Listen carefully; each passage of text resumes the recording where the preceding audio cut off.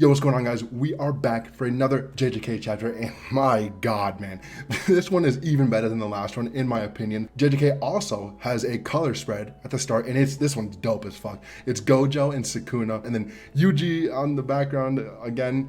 I don't know why he's there, bro. Like, the dude doesn't do anything. But Yuji, he's pissed off, it looks like. So I really hope we get to see him do something because, you know, that whole like body swapping, soul swapping thing should come into play sometime. But it's so weird seeing Gojo again, like being drawn. And every time I see him, I'm like, his character design looks a little bit different than it used to. Like, obviously, Gege's art style has changed and he's like evolved as an artist. But Gojo like smiles a lot more now. And like, he's got like more of like a flat mouth.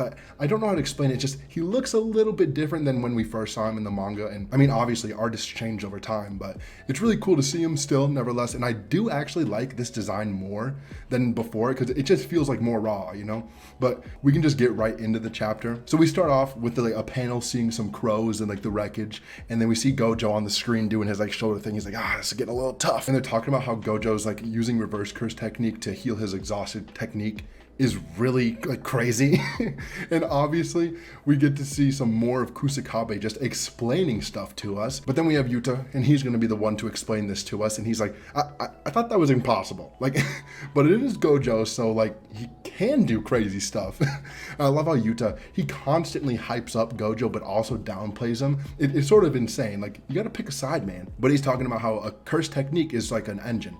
And if it overheats, there's nothing you can do to fix that. You know, you just have to wait for it to cool down. While like if something breaks, you can just fix that. So he's basically talking about how curse techniques can get overheated and there is like literally nothing you can do. At least nobody in the jujutsu world knows how to like stop your technique from overheating or how to get it like unoverheated. But Yuta, he's like, oh man, if this is true, Gojo is literally like a beast. But we cut back to the fight. Gojo and Sukuna, they're both healing up using the reverse curse technique. But Gojo's like, yo, you can expand your domain farther, right? And then, oh God, we get to see them both expanding their domains again. The narrator comes on, he's like, the instant Sukuna's technique reached maximum distance, Gojo unleashed his unlimited void. And we get to see him, this cool ass panel again of him just sitting back, you know, doing the cross finger thing, like infinite void. I swear, every time he uses his domain expansion, he just looks so cool. But also, if you guys are enjoying the JJK content, want new chapter reviews each week and more videos, just please subscribe. I'd really appreciate it. Back to the video. And then we see another really cool panel, sort of like one in the last chapter of like the main thing being in the panel. And then we have like little tiny panels of like people talking and stuff. But they're talking about, you know, why is he doing this? Like, it's just going to end up the same as it did last time. But Shoko, she's like, Gojo ain't that stupid, buddy. Like, he has a plan. And then Higuruma's like, switched his domain's like barriers. Like the inside one is on the outside and the outside's on the inside. So basically, there is defense on the outside and not the inside now. Because most domains are like, you know, they're protected from the inside so people can't get out. But now it's protected from the outside so Sukuna's ability doesn't get to it. And then they're like, man, his barrier's not breaking yet, so it must be working. And Kusakabe's like, yeah, you can guard attacks from outside now, but like, it seems a bit unfair that they can just change the conditions of the domains. Like, that's some really freaky shit. But we get to see Malevolent Shrine inside an infinite void again. And Gojo's like, okay, let's start this from the top. And that's just raw as hell, man. Like, it's like he's just inviting him, like, come on, let's go again, bro. And they start throwing hands again. And we see Gojo, he's like surprised at something. And it's Sukuna using domain amplification while he's using his domain expansion. And Gojo's like, well, this is fucking crazy. Like, it should be impossible. And I mean, dude, look who you are. You are literally doing the impossible as we speak. And then Sukuna, he gets a little surprised because Gojo's still like, you know, he's still throwing hands. And he literally says, well, who gives a shit? And I just love that. Gojo's like, I don't care if the man can do the impossible, man. I can. It's so like appalling to see that these are the two strongest characters in the entire manga. Of course they can bend the rules. Like, they can do whatever they want, sort of. But we see Gojo land like a really big hit on Sukuna. And then Sukuna like flips over like onto Gojo's back. And like, if you've watched like Kung Fu movies or like some Kung Fu stuff, like you've sort of seen this move, I feel like. But Gojo, he's like, wait, like what's happening? because he doesn't feel Sukuna's sure hitting it. And this is a big thing. I think most of us should know that, you know, the binding vows and like restrictions on your abilities can make them stronger. So he's basically just expanding his range even further. And obviously that's Sukuna, bro. And the narrator literally comes in and says, like, word for word what's happening. He's like, you know, to destroy this domain, Sukuna has to increase the power of his binding vow. And he does, to a point farther stronger than Shibuya. And I mean, we saw what happened in Shibuya. We saw that, like, the city blocks that were just gone. But it's really crazy that, you know, Gojo is able to sort of tank something like that. But we get to see a flashback before that, and I think it's a flashback, but it's Kenjaku talking about the only ones unaffected by Infinite Void are Gojo himself, obviously, and people he's in direct contact with. And that's interesting because they've been throwing hands while they're in this void. So wouldn't that mean that, you know, he's not being affected by Infinite Void like every time he touches Gojo? So I'm not sure if like that's a stipulation or, you know, it has to be a certain amount of touch or something like that. But from what I'm seeing, Sukuna can sort of just get around this. So the narrator comes on and is talking about, you know, using a binding vow, Sukuna managed to further increase his range, you know, obviously, basically having more power outside of Gojo's domain. He also simultaneously is keeping himself safe from Infinite Void by touching Gojo. And it's basically like he's doing some parallel processing, all that stuff. And the narrator says, once again, Gojo's barrier has been broken. And we see like cracks in the background of the panels, and then boom, the whole thing opens up again. Well, what's that, the second clash that Gojo got fucked? It's just funny that he's trying like new stuff and then just getting like destroyed every time. But this is probably the best line of the chapter, and from Sukuna in general. He says, want to take it from the top? And they back away from each other, and he expands his domain again. And it's so fucking funny, man, because Gojo, Sukuna, they're fighting, strongest guys ever. These guys just want to go all out, and you can tell that they're having fun because Gojo and Sukuna are constantly smiling. Like, unless Sukuna's like pissed off about something, like he's smiling in this fight the whole time. And then we cut to everybody else, and they're all like, what? Why did it happen? And then Kusakabe, again, he explains, looks like Sukuna also changed the conditions of his domain. Interesting. Like they can just do this over and over again. But we hear Kashimo, he's like, hey, if he dies, I'm going out there, and none of you guys are stopping me. And I mean, obviously, the only reason Kashimo is teamed up with us is to fight Sukuna. That's his only goal, the only reason he wanted to be in the culling games and all that. So he just wants to get a shot at Sukuna. And my theory is Gojo will die eventually. I mean, it's sort of just being set up like that, but obviously JJK is so unpredictable. But we still need to see him fight Gojo with his like single-use curse technique. Like, I need to see that, bro. You can't just bring up a curse technique you can only use once. Like, that is sort of crazy. It has to be powerful, so I need to see it, man. And if somehow he takes out Sukuna with that ability, that would be wild. But I don't think it would get to that point. I just think that maybe he'll like go and fight him for a little bit and get stomped because Sukuna's Sukuna, man. We cut back to the fight, and Sukuna, he's a little like shocked. We see the exclamation points by his head, and I think this is him saying it. He's like, the wounds are too shallow. And obviously we see Gojo, he's cut, but he's not as badly cut as he was before. So how did he mitigate this damage? We'll see. But Gojo's talking about, I learned this when I was a kid, but I haven't used it since, like I mastered my domain. It's not bad, right? And we get an explanation from guess who? Kusakabe, and we even get like a really meta joke when he like names the ability. It's called Falling Blossom Emotion, which is, first thing first, a fucking stupid name in my opinion. Like, we have cool ass names like Domain Expansion, Domain Amplification, Reverse Curse Technique. Like, Falling Blossom Emotion, it just doesn't sound right. I mean, it just sounds weird. Like, the translations might be mixed up, but I can't wait to see what the Viz translations probably say for this, because it's probably going to be something completely different.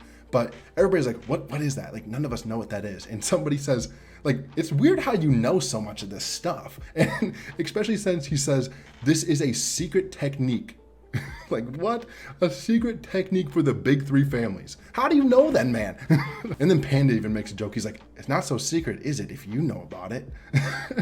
And like, literally, I mean, I respect it. Kusakabe is really, you know, he's getting his shine in these last few chapters. This is the most he'll probably ever do, is be able to explain stuff to us. I respect it, man. I respect it. And I think the reason Gege's using Kusakabe is just because he hasn't shown any of what Kusakabe can do. So maybe he's really knowledgeable about this stuff, because, I mean, we wouldn't fucking know. From this, yeah, he knows a lot of secrets about curse techniques and stuff, but basically, what he's talking about is that it's a secret art that is only used by the big three, and it can automatically repel like anything that touches you, and it's an anti-domain like ability. So that's how Gojo basically mitigated that damage. And they even talk about how it's not really a complex ability. Like, it doesn't really work against complex domains, something like Infinite Void. But against Sukuna's slashes, that's something really simple. So it can defend against that. But obviously, Choso even says this, but you know, you can't come close to the power of a domain. And it's still going to cause some damage, and obviously it did. So a lot of this stuff it makes sense that there would be an ability that could counter domains, but that is a simple domain, isn't it? Or a domain amplification. I always get those two mixed up, and they both do sort of the same thing, in my opinion. I'm not sure, but I mean, they made like the new shadow style to counter domains, but it's just not strong enough for Sukuna's domain, so he has to use this. And I love how Gojo's like, I haven't used this since I was a kid. Like, it's just something light and it's easy work. Like I said before, they're both going into another clash, and everybody's like, what? Like, why are they doing this? But Shoko, in response to Choso saying, you know, he's not gonna come out unscathed, she's like, well, it is enough. Like, Gojo can basically buy enough time for him to heal himself up. And I just love how like much confidence she has in Gojo. Like, she was his classmate, and I can't wait to see season 2. We're gonna see her more. I mean, in animation, that'll be awesome. But we get this really weird panel, and it's Yuta sitting there. He's like, really? Is it enough? And this is something very interesting. I think Gege put this in like totally intentionally. This is something where Yuta is like contemplating. He's like, can Gojo really keep up with this? Like, from what we're seeing, not really, but what we get to see later, maybe. But we see Gojo, and he's expanding his domain again, and this time it's like massive. It's way bigger than it's supposed to be. And they're talking about, is he gonna like plan to envelop all of Sukuna's like effective range? And then Kusakabe's like, why? Like, he can just switch up his domain again? And I mean, I sort of think this is interesting because I feel like Jujutsu sorcerers above like a certain level can probably make these binding vows that can just make your domain different. And I'm not sure if this is a binding vow, Gojo making his domain just huge, but it sort of seems like it is, because Mei's talking about that's going to make it weaker, wouldn't it? And they're talking about even if the domain cannot be hit from the outside or like destroyed from the outside, if it doesn't do anything on the inside, it's useless. And we see a little crack pull up, and everybody's like, oh god, it didn't work. Oh god, this is the 3rd time in a row. I love how Yuta's like so serious watching this. Like, he's like, will my sensei die? I'm not sure. But they're like, wait, I don't know why Momo's saying this. But Momo, she's like, wait, the barrier, it's getting smaller.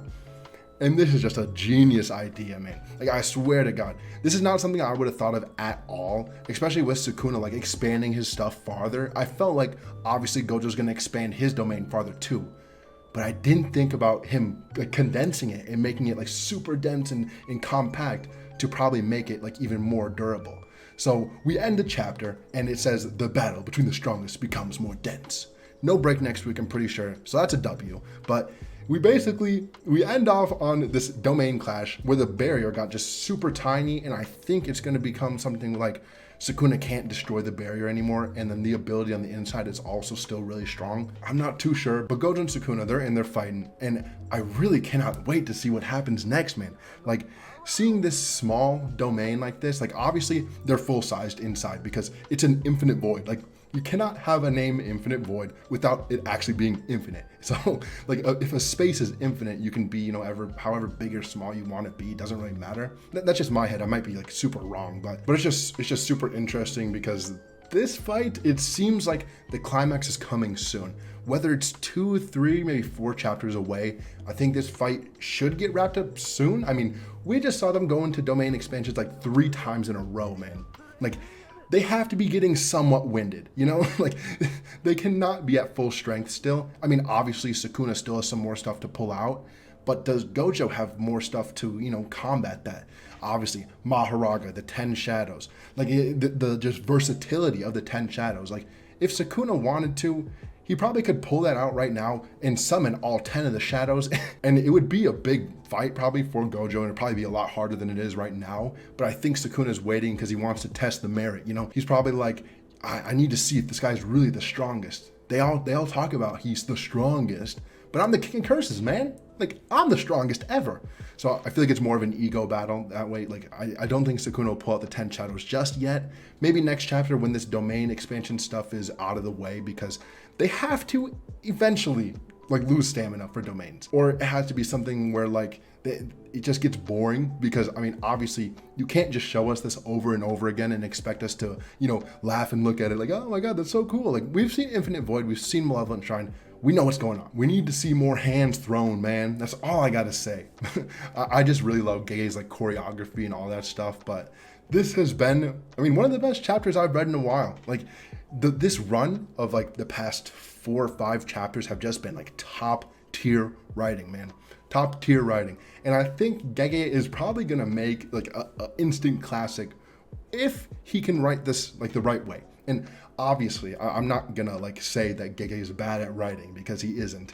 But if he can, you know, end his manga in the right way, then we get a huge W. Because this, like, I mean, Jujutsu Kaisen season 1 was so popular. Season 2 is probably gonna be even more popular, I hope.